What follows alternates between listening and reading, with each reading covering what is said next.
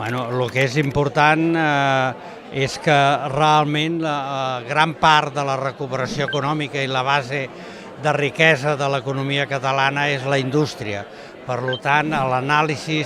de la normativa, per exemple, urbanística, és molt important perquè les empreses actuals que tenim es puguin no solament venir-ne de noves i implantar-ne, sinó també es puguin transformar d'acord amb els canvis tecnològics que fan que avui dia la manera de produir i de transformar la indústria manufacturera és totalment diferent a la que hi havia, per exemple, a l'any 1976, quan es va aprovar el vigent Pla General Metropolità, amb totes les normatives i ordenances d'edificació relatives al sòl industrial. Avui dia,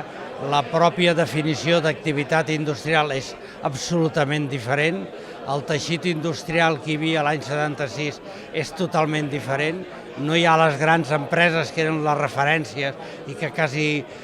una part de la població de cada ciutat metropolitana treballava amb elles,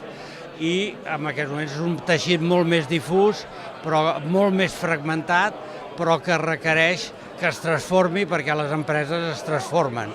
i necessiten adaptar-se a mercats globals, i també tots els processos productius han canviat a la innovació tecnològica. Afortunadament,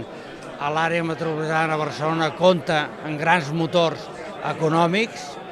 però també compta amb una red de coneixement, que són les universitats, cada vegada més lligades a l'aplicació dels processos d'innovació i de coneixement a la indústria. I això és el que ens assegura un futur.